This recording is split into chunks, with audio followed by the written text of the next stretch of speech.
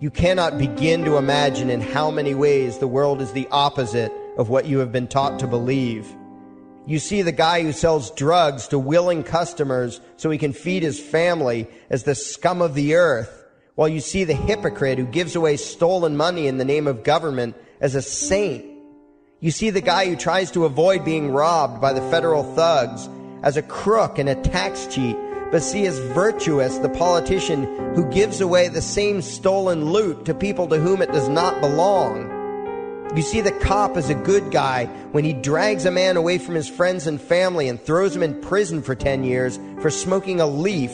And you see anyone who defends himself from such barbaric fascism as the lowest form of life, a cop killer. In reality, most drug dealers are more virtuous than any government social worker, and prostitutes have far less to be ashamed of than political whores, because they trade only with what is rightfully theirs, and only with those who want to trade with them. The upstanding, church-going, law-abiding, tax-paying citizen who votes Democrat or Republican is far more despicable and a bigger threat to humanity than the most promiscuous, lazy, drug-snorting hippie. Why? Because the hippie is willing to let others be free, and the voter is not. The damage done to society by bad habits and loose morality is nothing compared to the damage done to society by the self-righteous violence committed in the name of the state. You imagine yourselves to be charitable and tolerant when you are nothing of the sort. Even the Nazis had table manners and proper etiquette when they weren't killing people. You think you're good people because you say please and thank you? You think sitting in that big building on Sunday makes you noble and righteous? The difference between you and a common thief is that the thief has the honesty to commit the crime himself, while you whine for government to do your stealing for you. The difference between you and the street thug is that the thug is open about the violence he commits, while you let others forcibly control your neighbors on your behalf. You advocate theft, harassment, assault, and even murder, but accept no responsibility for doing so. You old folks want the government to steal from your kids so you can get your monthly check. You parents want all your neighbors to be robbed to pay for your kids' schooling. You all vote for whichever crook promises to steal money from other people to pay for what you want. You demand that those people who engage in behaviors you don't approve of be dragged off and locked up, but feel no guilt for the countless lives your whims have destroyed. You even call the government thugs your representatives, and yet you never take responsibility for the evil they commit. You proudly support the troops as they kill whomever the liars in D.C. tell them to kill, and you feel good about it. You call yourselves Christians or Jews or claim to follow some other religion, but the truth is what you call your religion is empty window dressing. What you truly worship, the God you really bow to, what you really believe in is the state. Thou shalt not steal, thou shalt not murder, unless you can do it by way of government. Then it's just fine, isn't it? If you call it taxation and war, it stops being a sin, right? After all, it was only your God that said you shouldn't steal and murder, but the state said it was okay. It's pretty obvious which one outranks the other in your minds. Despite all the churches, synagogues, and mosques we see around us, this nation has one God and only one God, and that God is called government. Jesus taught nonviolence and told you to love your neighbor, but the state encourages you to vote for people who will use the violence of government to butt into every aspect of everyone else's life. Which do you believe? To those about to stone a woman who had committed adultery, Jesus said, "Let him who is without sin cast the first stone." But the state says it's perfectly fine to lock someone up if they do something you find distasteful, such as prostitution. Which do you believe? The Christian God says, "Thou shalt not covet," but coveting is the lifeblood of the beast that is the state. You are taught to resent, despise, and hate anyone who has anything you don't have. You clamor for the state to tear other people down, steal their property, and give it to you. And you call that fairness.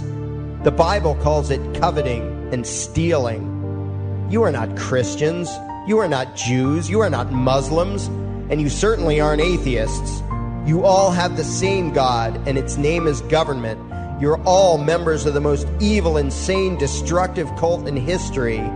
If there ever was a devil, the state is it, and you worship it with all your heart and soul. You pray to it to solve every problem, to satisfy all your needs, to smite your enemies, and to shower its blessings upon you. You worship what Nietzsche called the coldest of all cold monsters, and you hate those of us who don't. To you, the greatest sin is disobeying your God, breaking the law, you call it, as if anyone could possibly have any moral obligation to obey the arbitrary commands and demands of the corrupt, lying, delusional megalomaniacs who infest this despicable town. Even your ministers, priests, and rabbis, more often than not, are traitors to their own religions, teaching that the commands of human authority should supersede adherence to the laws of the gods they say they believe in.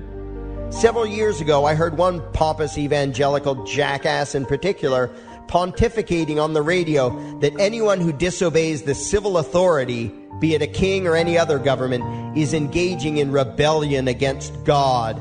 Those were the exact words he used. What if the government is doing something wrong? Well, this salesman for Satan opined, that is the business of those in government, and you are still obligated to obey. Everywhere you turn, be it the state or the church, the media or the schools, you are taught one thing above all else: the virtue of subjugating yourselves to mortals who claim to have the right to rule you. It is sickening the reverence with which you speak of the liars and thieves whose feet are so firmly planted on your necks. You call the congressmen and the judges honorable, and you swoon at the magnificence of the grandiose halls they inhabit, the temples they built to celebrate the domination of mankind. You feel pride at being able to say you once shook a senator's hand or saw the president in person. Ah, yes, the grand deity himself, His Royal Highness, the President of the United States of America. You speak the title as if you're referring to God Almighty. The vocabulary has changed a bit, but your mindset is no different from that of the groveling peasants of old who bowed low, faces in the dirt, with a feeling of unworthiness and humility when in the presence of whatever narcissist had declared himself to be their rightful lord and master. The truth of the matter, back then and today, is that these parasites who call themselves leaders are not superior beings. They are not great men and women. They are not honorable. They're not even average. The people who earn an honest living, from sophisticated millionaire entrepreneurs to illiterate day laborers doing the most menial tasks you can imagine, those people deserve your respect. Those people you should treat with courtesy and civility. But the frauds who claim the right to rule you and demand your subservience and obedience, they deserve only your scorn and contempt. Those who seek so-called high office are the lowest of the low. They may dress better, have larger vocabularies, and do a better job of planning out and executing their schemes, but they are no better than pickpockets, muggers, and carjackers. In fact, they are worse, because they don't want to rob you of just your possessions. They want to rob you of your very humanity, deprive you of your free will, by slowly leeching away your ability to think, to judge, to act, reducing you to slaves in both body and mind. And still you persist in calling them leaders. Leaders? Where is it that you think you're going exactly that would require you to have a leader? If you just live your own life and mind your own damn business, exercising your own talents, pursuing your own dreams, striving to be what you believe you should be, what possible use would you have for a leader? Do you ever actually think about the words that you hear, the words that you repeat? You parrot oxymoronic terms such as the leader of the free world, even pretending for a moment that there is some huge journey or some giant battle that everyone in the entire nation is undertaking together that would require a leader. Why would you ever think, even for a moment, that the crooks that infest this town are the sort of people you should listen to or emulate or follow anywhere? Somewhere inside your mostly dormant brains, you know full well that politicians are all corrupt liars and thieves, opportunistic con men, exploiters, and fearmongers.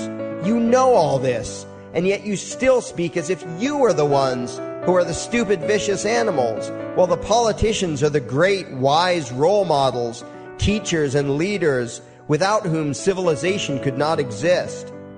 You think these crooks are the ones who make civilization possible? What belief could be more absurd? Yet when they do their pseudo-religious rituals, deciding how to control you this week, you still call it law, and continue to treat their arbitrary demands as if they were moral decrees from the gods that no decent person would ever consider disobeying. You have become so thoroughly indoctrinated into the cult of state worship that you are truly shocked when the occasional sane person states the bleeding obvious. The mere fact that the political crooks wrote something down and declared their threats to be law does not mean that any human being anywhere has the slightest moral obligation to obey. Every moment of every day, in every location and every situation, you have a moral obligation to do what you deem to be right, not what some delusional bloated windbag says is legal. And that requires you to first determine right and wrong for yourself, a responsibility you spend much time and effort trying to dodge. You proclaim how proud you are to be law-abiding citizens and express your utter contempt for anyone who considers himself above your so-called laws, laws that are nothing more than the selfish whims of tyrants and thieves.